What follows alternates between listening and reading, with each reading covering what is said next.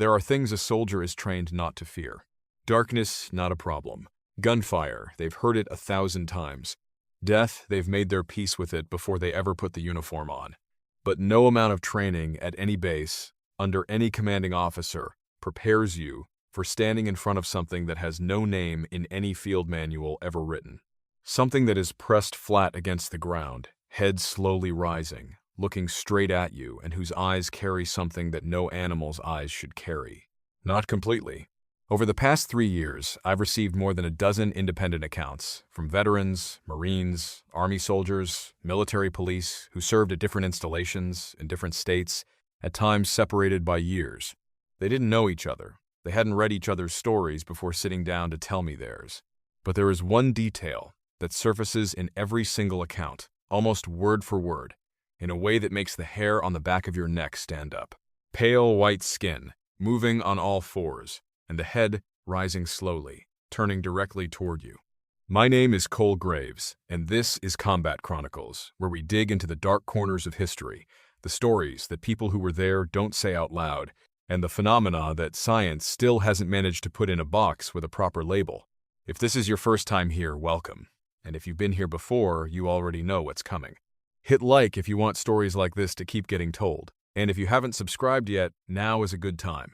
Because the story we're telling today is not the kind you want to walk away from halfway through. Back to those accounts. What keeps me up at night isn't the stories themselves, though they're disturbing enough on their own. What keeps me up is who is telling them. These are not people prone to imagination running wild. These are people trained to observe, assess threats, and separate what's real from what isn't. People you hand a weapon to, put in total darkness, at 2 in the morning, in the middle of a forest, and they don't flinch, they don't panic. But they did flinch, and they did panic. The first story happened at one of the most storied Marine Corps installations in the United States, a place where hundreds of thousands of service members have passed through, and where many of them still talk about a particular night as if it happened last week, even though it's been nearly a decade.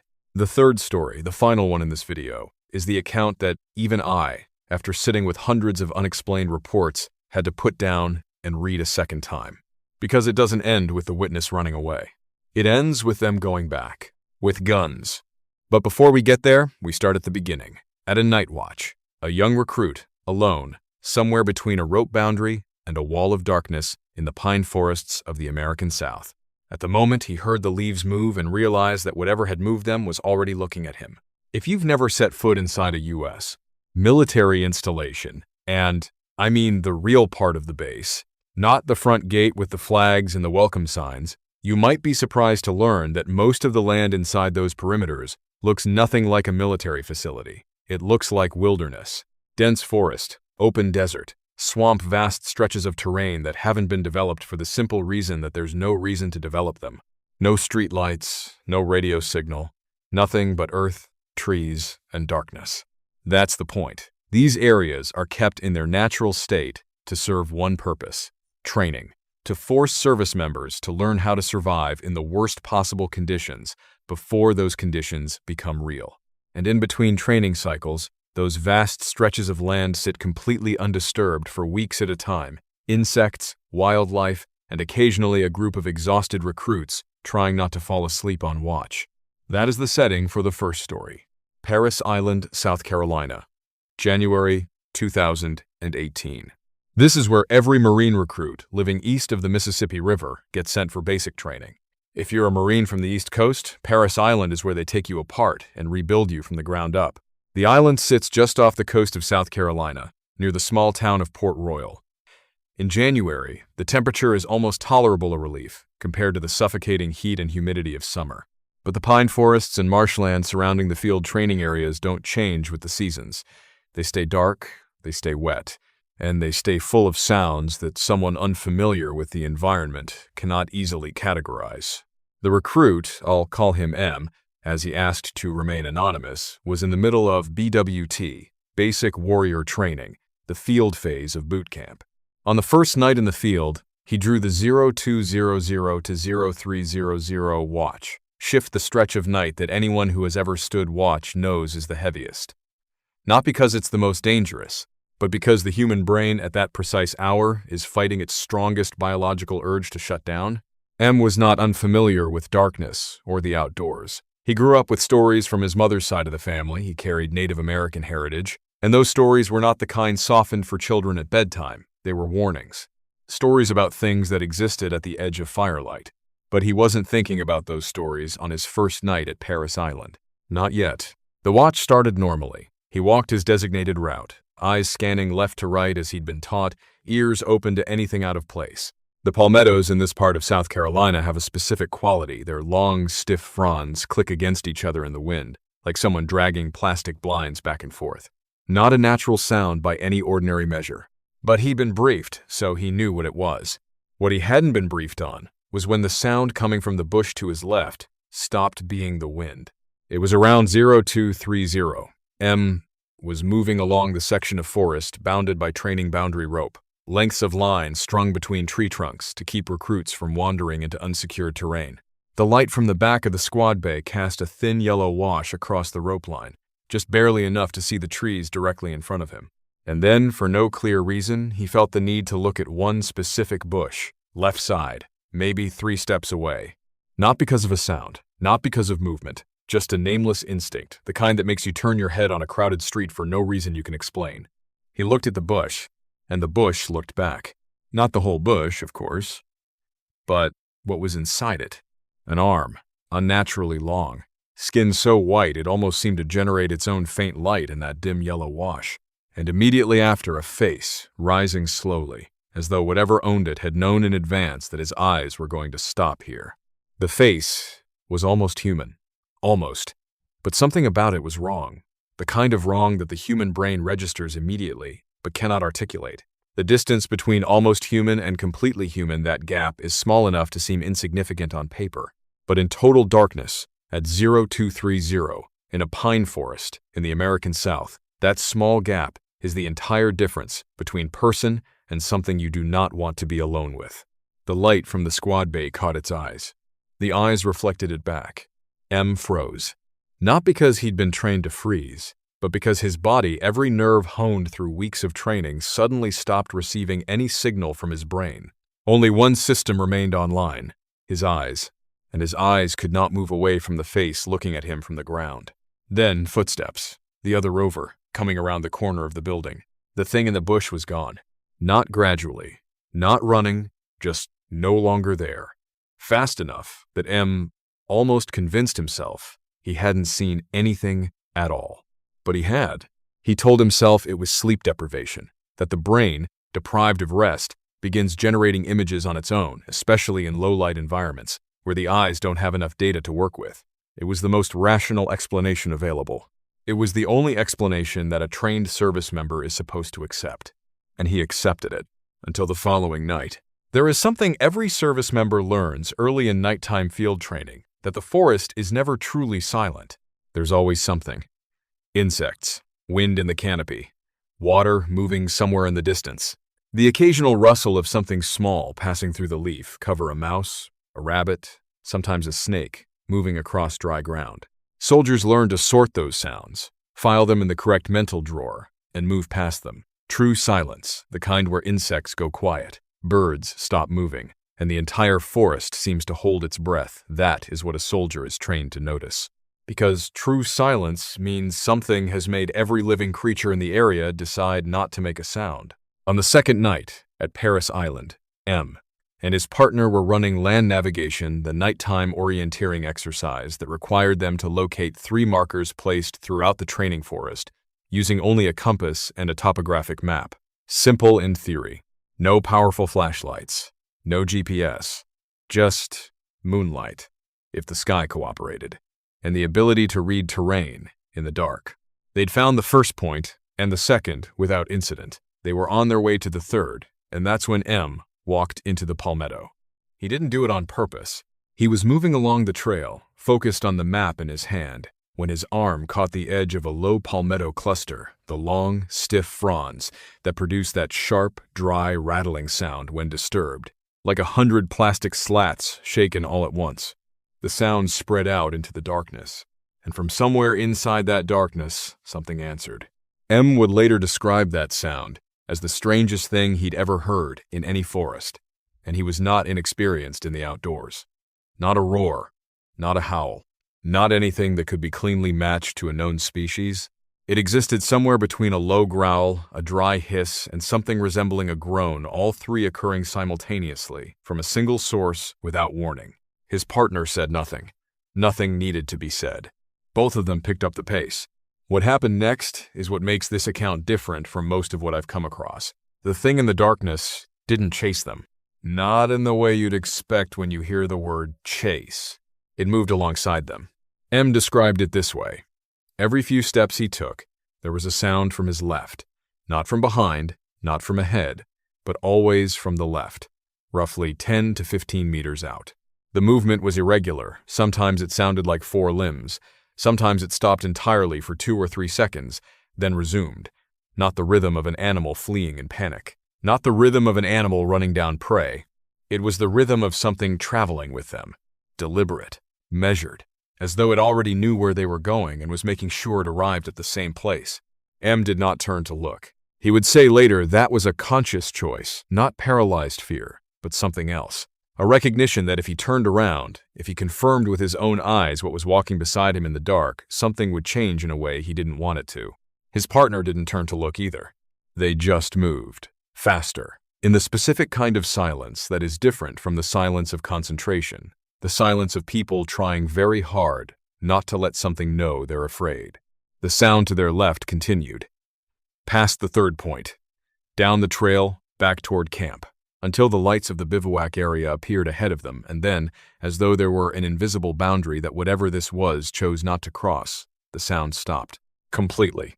The forest went quiet in the normal way. M's partner turned to look at him, didn't speak for a moment, then just said, "You heard it too, right?" M nodded. That was all that needed to be said. That night, lying in the rack, he ran through every rational explanation he could find. A shadow, cast by branches in the wind. A raccoon or possum moving through its territory in parallel, something that occasionally happens with animals that are protective of their range. Auditory hallucination from exhaustion and elevated stress. All of it was possible. All of it was reasonable. But when he closed his eyes, he kept seeing the face from the night before. The one that had risen from the ground, slowly, deliberately, as though it had known in advance. And he understood that whatever had walked beside him tonight, whether it was something that could be explained or something that couldn't, it did not belong on any wildlife list for the state of South Carolina. 2 weeks later, M finished the training cycle. He walked into the crucible, the 54-hour final exercise that every Marine recruit must survive before receiving the Eagle, Globe, and Anchor. On the return march, he was assigned to road guard duty posted at the front of the column, eyes out to both flanks, keeping the formation moving safely. And when he looked to his right, that instinct again, the same one that had made him look at the bush that first night, he saw it for the 3rd time. Not in a bush this time. Along the tree line. 4 limbs, pale skin, arms and legs disproportionately long for the body, moving at exactly the pace of the column, not faster, not slower. Holding a fixed distance from the tree line, as though it had calculated precisely where daylight was insufficient to expose it fully, but still enough for someone who is really looking to make out the shape moving there. M looked straight ahead. He didn't say a word, but he knew. This thing had been watching him since the first night, not by accident, not because he had done anything to attract it, but because for some reason he could not understand it had taken an interest in where he was. When M got home on boot leave, he told the elders in his community what had happened. They didn't ask many questions. They looked at him with an expression he would describe as like they'd already known this story was going to happen to someone. The only thing they said was, if that's truly what was following you, there isn't much you can do to make it stop. You can protect yourself with the right things, and hope that it decides you're not worth the continued effort. There is an important distinction between a soldier who is afraid and a soldier who is processing an actual threat. A soldier who is afraid, heart rate spikes, vision narrows, hands shake, the brain shuts down rational processing and issues a single command, get out. A soldier processing a real threat heart rate also spikes, but the eyes sharpen, the hands steady, and the brain shifts into a different mode entirely. One where everything is observed, categorized, and retained, because that is how you stay alive. What makes the second account in this video different is that the man telling it was operating in that second mode when it happened, not panicked, not sleep-deprived and hallucinating. He was alert, on duty, and doing exactly what he was supposed to be doing, and he still cannot explain what he saw. Fort Knox, Kentucky, May 2015. This is not a base with a glamorous reputation. Fort Knox is known for the gold reserve buried beneath it and for the wide training fields stretching across the Kentucky hills, old-growth forest, thick canopy, the kind of terrain where the tree cover is dense enough that full darkness falls even during the day when cloud cover rolls in. A May night here isn't cold, but it's damp, the kind of damp that works its way into your uniform and settles there, making everything feel heavier than it should. The soldier I'll call T was in the middle of a large-scale field training exercise. The mission that night was to establish a platoon-sized defensive position in the woods, run two-man watch rotations, and wait for the opposing force soldiers from a separate unit playing the role of the enemy to come harass them through the night. Standard training scenario, controlled stress. Everyone knew this was an exercise, knew the enemy was actually their own brothers in arms. Which is precisely why, when T noticed movement outside his position at 0100, his first instinct wasn't alarm, it was observation. He assumed it was the OPFOR moving in. He wanted to see their approach vector, their formation, before deciding whether to report up the chain. He raised his night observation device and began to scan. 65 to 70 meters south. Minor movement, not a whole body. Just a shift in the darkness that didn't match the way branches move in wind. Narrowed his focus on the junction between a fallen log and the base of a large tree beside it, the thickest pocket of shadow, the spot where, if he had been a scout, he would have chosen to wait. And that's when he saw the face. Not the face of an OPFOR soldier wearing a camouflage cover with leaves and branches stuffed into it. Not the face of anything T could match against a known category in his head. White, not the pale white of someone who doesn't get enough sunlight, but a different kind of white. Flat, without depth, as though the light from the NVG reached that surface and found nothing to reflect back except pure blank color. Eyes oversized, out of proportion with the rest of the face. T would later use the word wrong placed, as if someone had taken the eyes from a larger creature and inserted them into a smaller skull without any concern for scale. No hair, no visible ears, and the jaw, T, described the jaw as looking like it was trying to hold the mouth shut but not quite succeeding, as though the musculature of the face operated on a different mechanical principle than a human jaw. The thing was looking directly toward T's position, not sweeping randomly, looking straight at it, as if it knew exactly where the eyes watching it were located. T didn't move, didn't breathe audibly, just watched. The thing didn't move either, just looked. Then his watch partner woke up, maybe sensing the tension in the silence, or simply coming to the end of a short sleep. He said quietly, "Anything?" The instant those words landed in the air, the thing on the other side went completely still, not pulling back, not running, frozen the way an animal freezes when detected, calculating whether the observer has pinpointed its exact location or is still searching. T whispered to his partner, "NVGs, on 11 o'clock, about 70 meters, the fallen log against the big tree, left of the gap." His partner complied, took a few seconds to find the right spot, then silence. And the thing, as though recognizing that there were now two sets of eyes fixed on it, erupted. Erupted is the only word T could find to describe how it moved. Not running, running has rhythm, inertia, sound proportional to body mass in motion. This thing burst out of where it had been crouched, tore through the surrounding brush branches, undergrowth with a sound wildly disproportionate to its apparent size, like something much heavier was ripping a path through the vegetation without caring about finding an opening. Then, silence. Within seconds, the entire event, from detection to disappearance. T and his partner looked at each other. Neither said, "What was that?" because neither had an answer. Ha! Neither said, "We should report this," because both understood that "I just saw a pale white face with oversized eyes watching me from 70 meters out" is not the kind of report a soldier wants to push up. The chain of command in the middle of a training exercise. They kept it to themselves. The next morning, they checked the area standard practice, confirming observed details with physical evidence. The ground near the fallen log was compressed. Branches around it were broken in a direction consistent with something launching out from that spot. But no boot prints. No human footprints of any kind.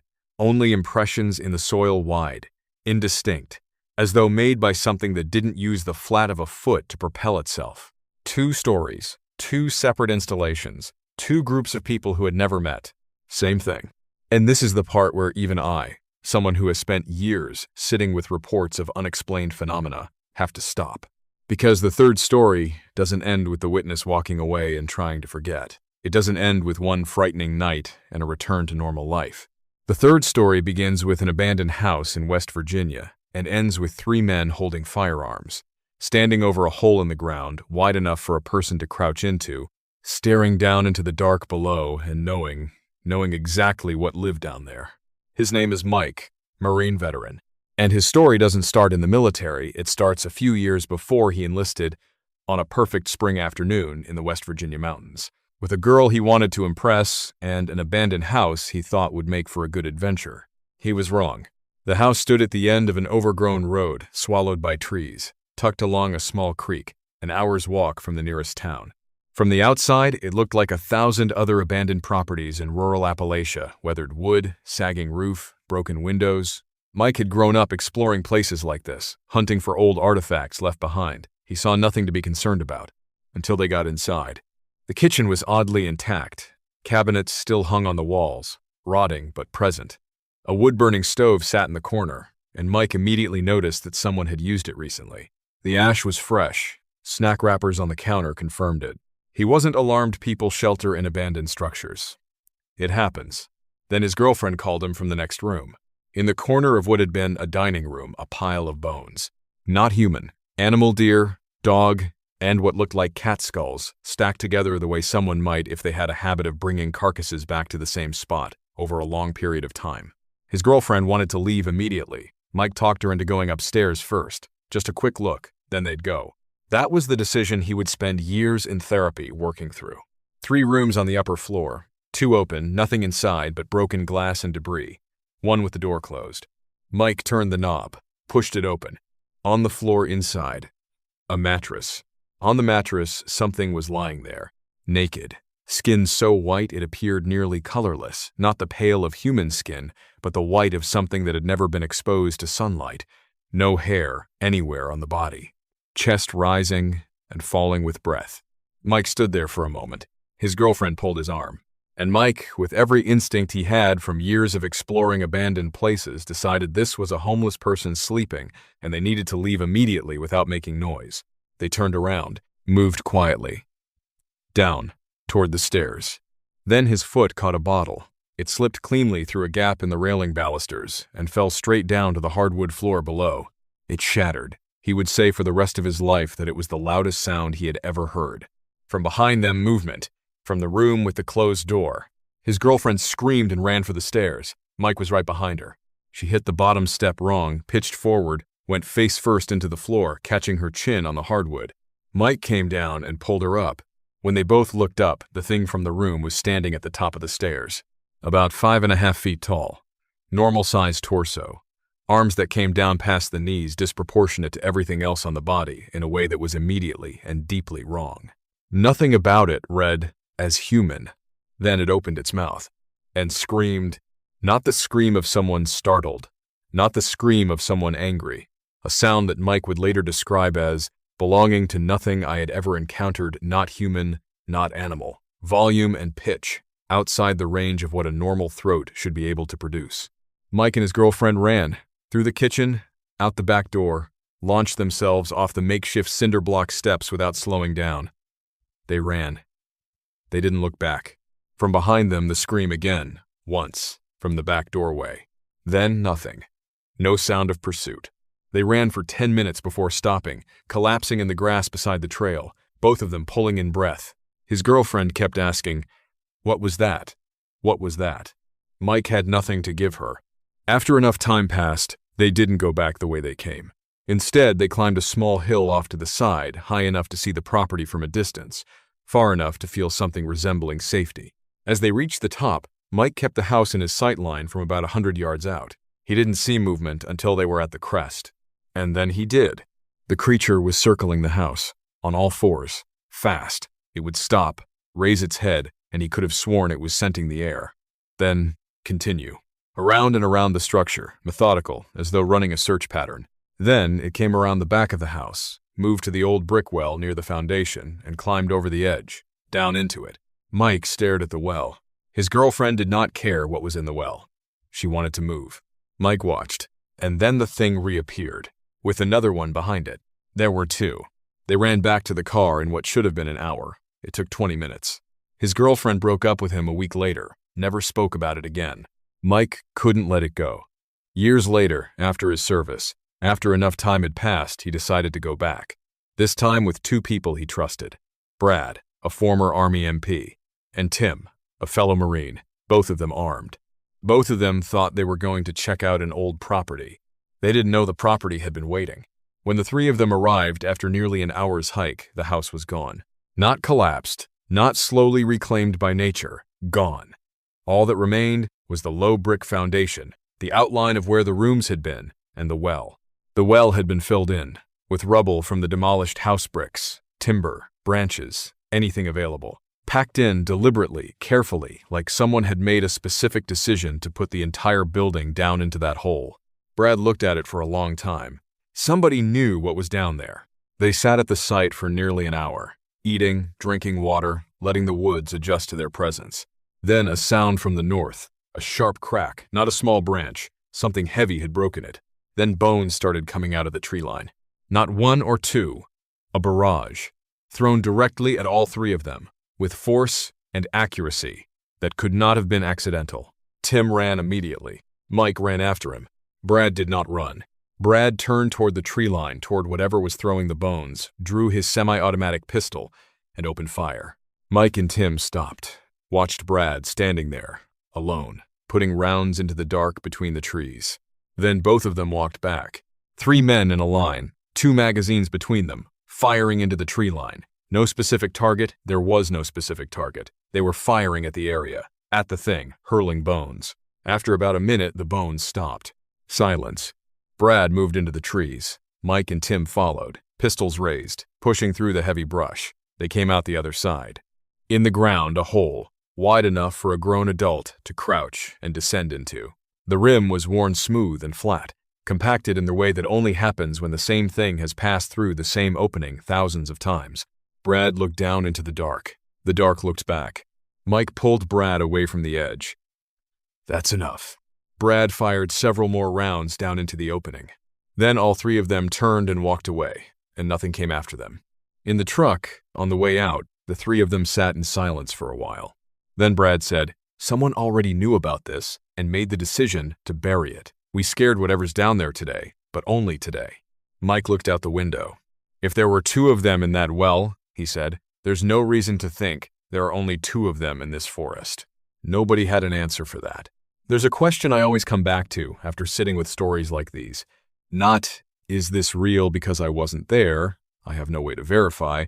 And honestly, that question doesn't matter much to the people who lived through it. For them, the question of reality was settled long ago by memory, by sleepless nights, by habits they didn't have before. The question I actually want answered is, and then what?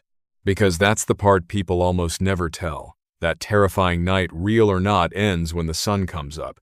But the person who witnessed it still has to get up the next morning, still has to eat breakfast, still has to complete the next mission, run the next watch rotation, answer the next email, and they do all of it while carrying something that no language in any military training manual has a name for. M, the young Marine at Parris Island, finished the training cycle, received his Eagle Globe and anchor, and went home on boot leave. He told the elders in his community what had happened, and their reaction, the lack of surprise, the brief answer about protection, told him more than any explanation could. Because that lack of surprise meant this wasn't the first time. Not the first time someone from his community had come back carrying a story like this. Those elders had heard accounts like his before, possibly from the generation before them, possibly from people who had passed through different forests in different states and come back with the same description. Pale white skin, moving on all fours, head rising to meet your eyes directly. What I find most remarkable across all 3 accounts is not what was witnessed. It's what the witnesses did afterward. M didn't report to his commanding officer, didn't file anything, didn't attempt to document it.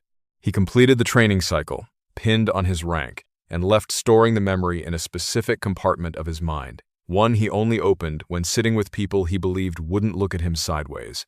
T at Fort Knox was the same. He and his watch partner talked through whether to push it up the chain of command. They understood what would happen if a soldier walked into his officer's office and said, "I saw a pale white face with oversized eyes watching me from 70 meters out in the training forest." Not necessarily disciplinary action, no. But there are things worse than discipline in a military environment. There are labels that, once applied, don't come off. They stayed quiet. Mike's account has the most visible aftermath, because he didn't just live with a memory. He lived with specific, measurable consequences. A relationship ended, not because of argument, or distance, or incompatibility, because the other person had seen the same thing he'd seen, and her response was to cut off everything connected to that memory, including him. Years of therapy. Not because he wasn't functional, he was. He completed his service, built a life that looked ordinary from the outside. But the human brain is not designed to store memories that have no category.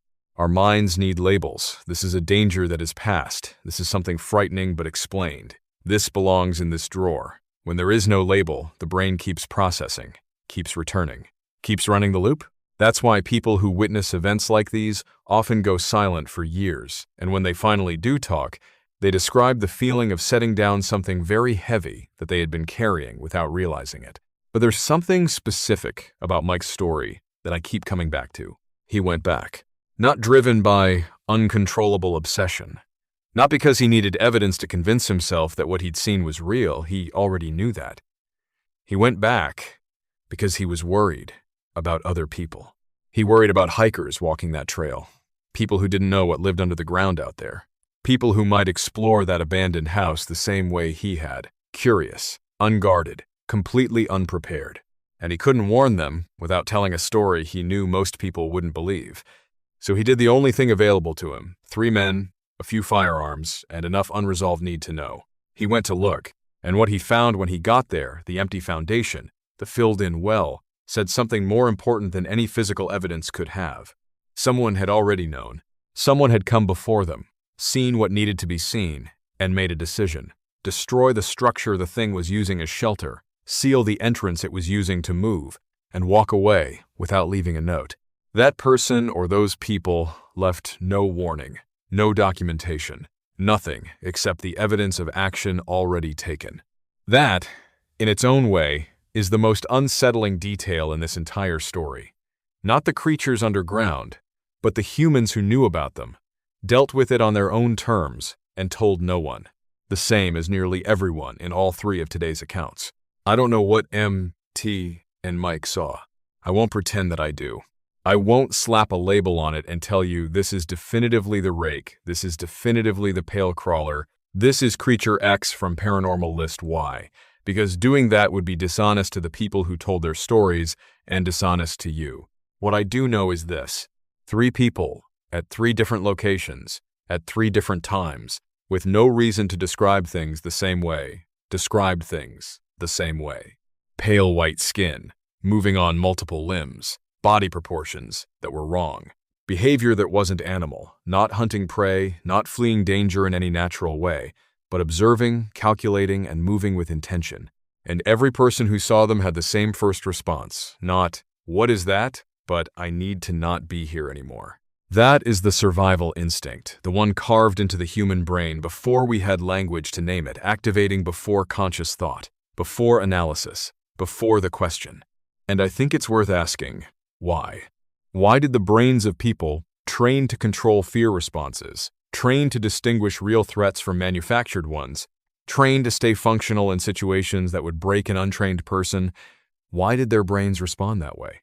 I don't have the answer, but I said I have a question for you, one I want you to sit with after this video ends, and write down in the comments if you feel like it. If these things exist, and I say if, not certainly, what's more disturbing, that we don't know about them, or that some people clearly did know and made a deliberate choice not to say anything? I read the comments. I genuinely do. And some of the best material that has shaped videos like this one came directly from what people left below.